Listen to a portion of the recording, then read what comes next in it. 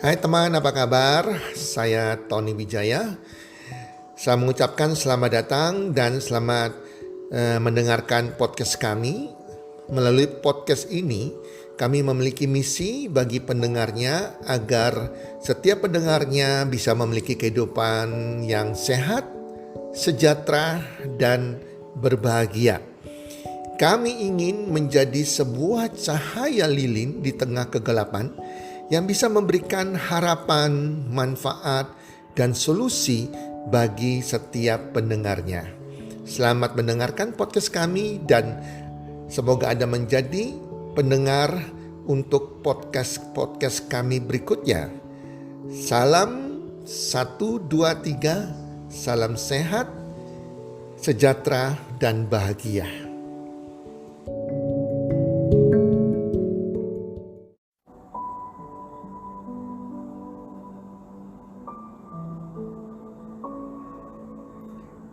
Ibu, aku pulang. Hai para pendengar podcast dimanapun Anda berada saat ini, apa kabar? Harapan dan doa saya semoga para pendengar bersama keluarga dalam keadaan sehat walafiat selalu, berbahagia selalu, dan pastinya makin bertambah rezekinya dan makin sukses. Setiap apa Anda kerjakan dijadikan berhasil oleh Tuhan. Para pendengar podcast, saya akan menceritakan kali ini tentang sebuah kisah. Ini adalah kisah true story yang saya pernah dengar lama sekali dan itu sangat berkesan di dalam hati saya. Ceritanya demikian. Ada seorang ibu, ya kita sebut namanya Ibu Siti, dan anaknya Udin, anak satu-satunya, di mana suami Ibu Siti sudah meninggal waktu Udin masih kecil. Mereka tinggal di sebuah desa di Kepulauan Maluku, di salah satu kepulauan Maluku di desanya. Si Udin kecil ini sejak dari kecil sampai SD sering sakit-sakitan. Sering diare, pusing, badan lemas, pokoknya setiap minggu sering diare. Dan ini membuat si Ibu Siti dengan sabar merawatnya dengan kasih sayang. Pekerjaan Ibu Siti adalah seorang pencuci pakaian, dan hasil upah dari mencuci ini ataupun kerja sebagai pembantu rumah tangga hanya cukup untuk makan dan membiayai sekolah Udin. Dan semua penghasilannya habis untuk merawat Udin yang suka sakit-sakitan yang mesti dibawa ke dokter. Namanya anak kecil, sejak SD, Udin itu melihat teman-temannya punya sepeda mini. Dia minta kepada ibunya, dia kepingin punya sepeda mini yang berwarna biru tua, yang ada belnya, yang ada lampunya. Dan ibunya dengan penuh kasih sayang selalu mengatakan bahwa ya oke, ibu kumpulkan uang dulu untuk belikan. Udin merengek, hampir setiap minggu dia akan merengek, setiap bulan dia merengek, terus merengek, minta sepeda tersebut. Dan ia mengatakan di usia kecilnya, ibu gak sayang saya. Kalau ibu sayang saya, ibu akan belikan saya sepeda kecil tersebut. Ibu pelit, ibu gak sayang saya. Dan akhirnya ibu berjanji, ibu mesti kumpulkan uang. Ibu Siti berjanji bahwa ia akan kumpulkan uang dulu. Nanti Udin setelah SMP, kalau nilainya bagus, juara kelas, nanti akan dibelikan sepeda. Masuklah si Udin, akhirnya lulus SD, masuk SMP. Di SMP si Udin rajin belajar untuk impiannya punya sepeda tersebut. Sehingga akhirnya dia menjadi juara kelas.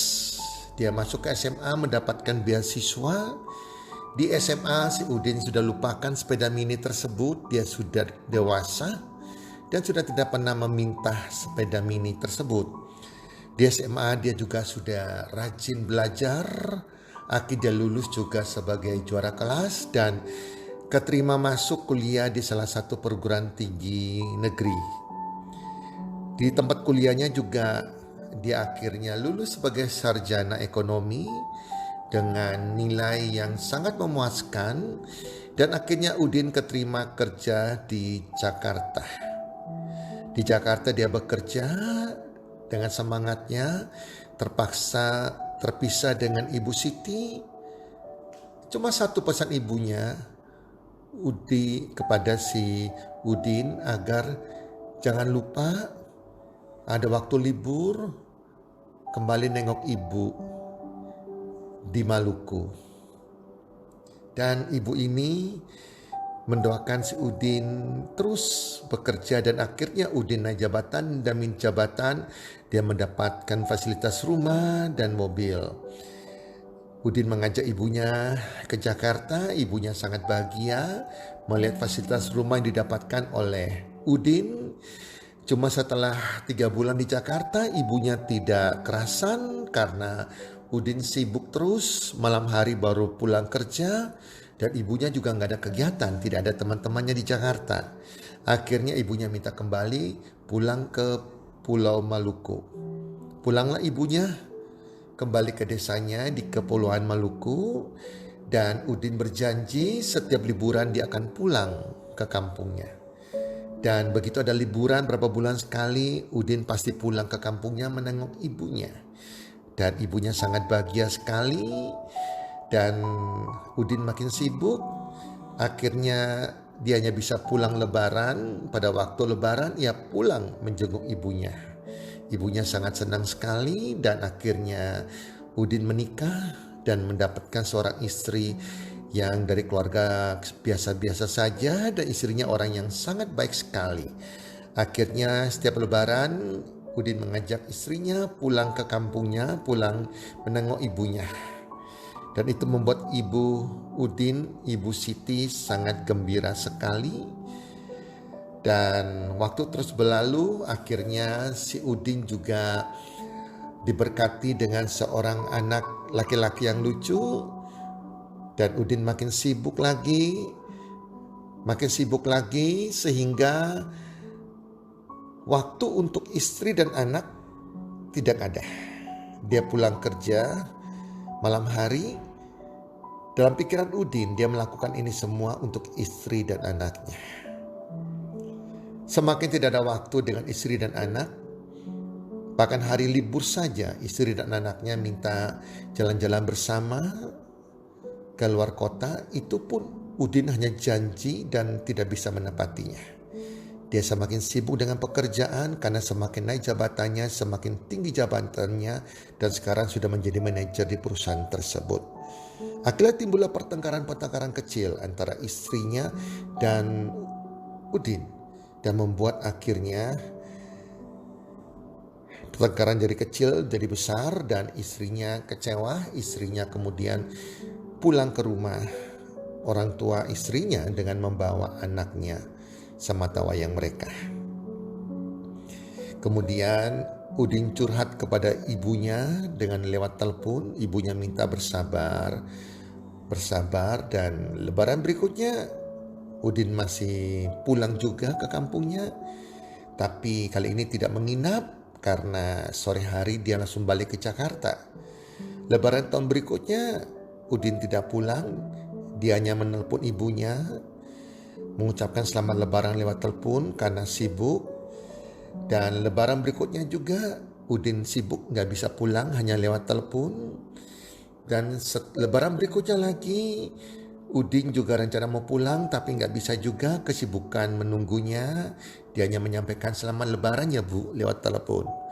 Dan ibunya kemudian beberapa kali menelpon Udin tetapi tidak pernah diangkat karena kesibukannya.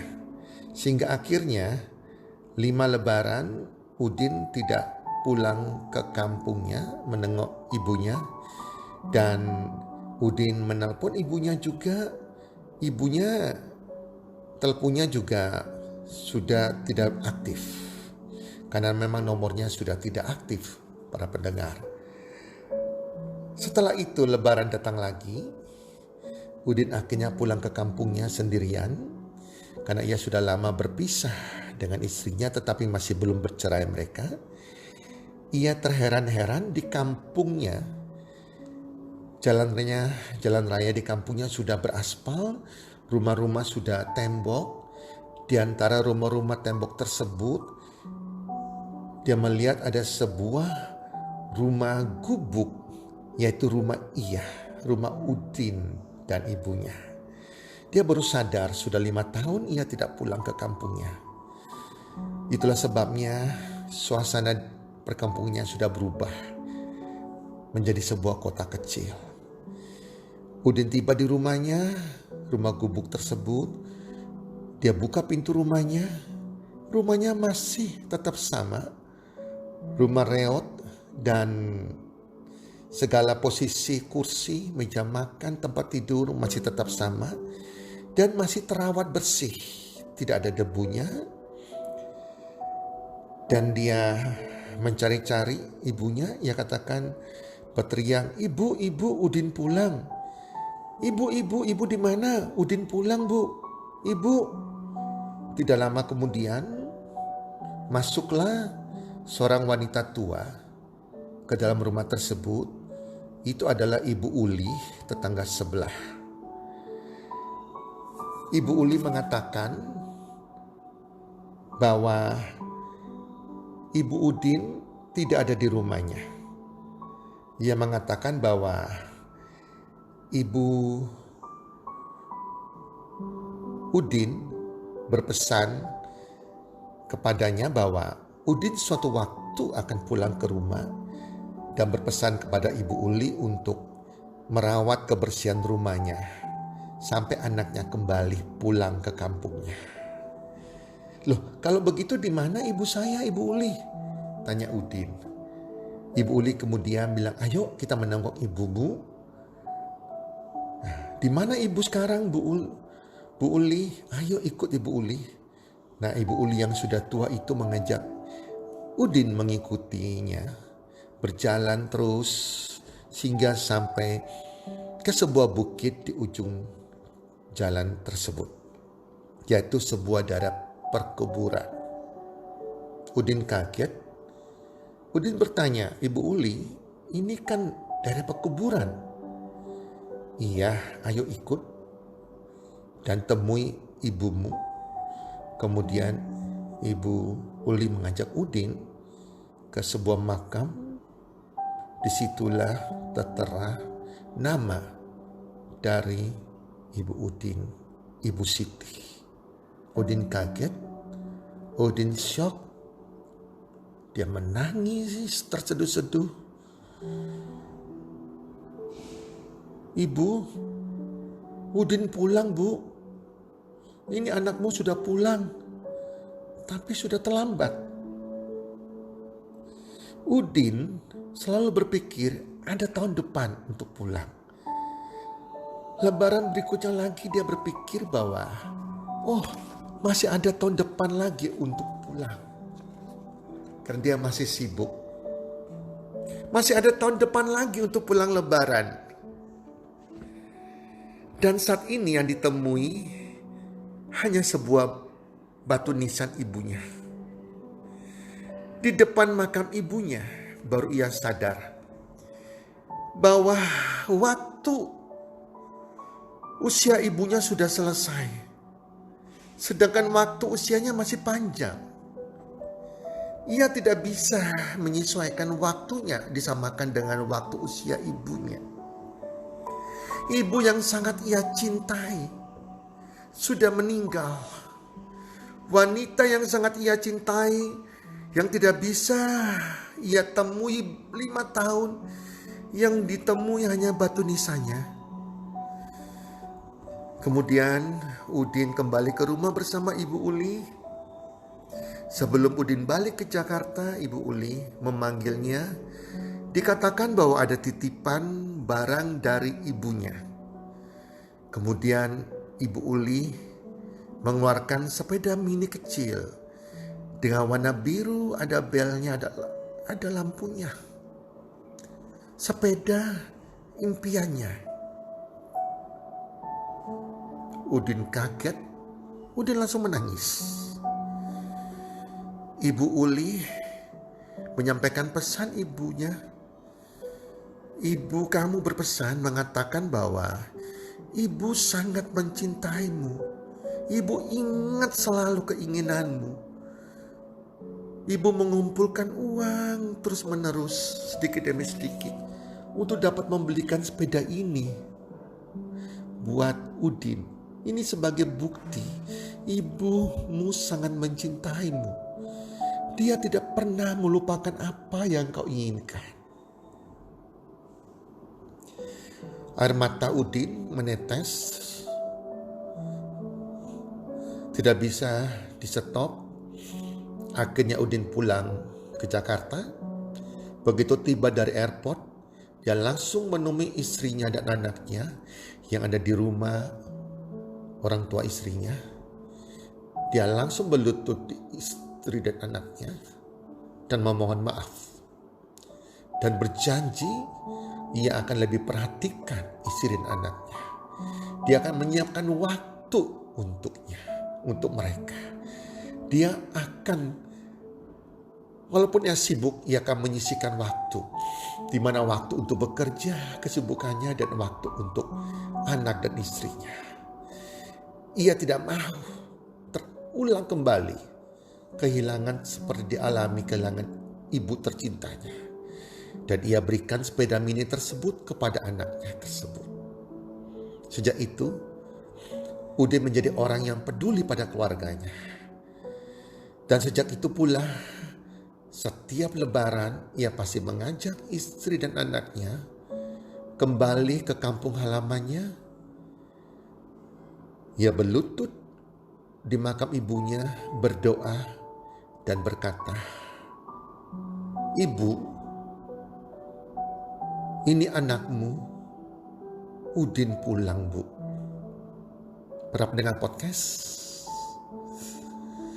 kalau kita mengasihi orang tua kita, sadarilah bahwa usia orang tua kita saat ini berapa tahun. Berapa tahun lagi umur yang Tuhan berikan baginya untuk hidup. Kadang kita lupa, kita bandingkan dengan usia kita yang masih muda. Kita lupa usia orang tua kita. Sisa berapa tahun mereka masih berada di dunia ini. Jangan sia-siakan waktu usia orang tuamu sehingga menjadi peristiwa seperti kisah Udin ini. Isilah sisa waktu orang tuamu. Jenguk mereka setiap ada kesempatan, bukan hanya lebaran. Jenguk mereka. Minimal Anda telepon mereka setiap minggu. Buat mereka bahagia. Buat mereka bahagia di sisa hidup mereka. Bagaimanapun kita sebagai anak, kita gak bisa membalas kebaikan orang tua kita, khususnya ibu kita yang sudah melahirkan kita. Para pendengar podcast, semoga kisah ini bermanfaat bagi Anda semua. Membuat kita lebih mengasihi orang tua kita, khususnya ibu kita. Telepon mereka, "Ibu, ini aku anakmu. Saya cinta engkau, Ibu. I love you, Mother." Salam sukses. 1, 2, 3.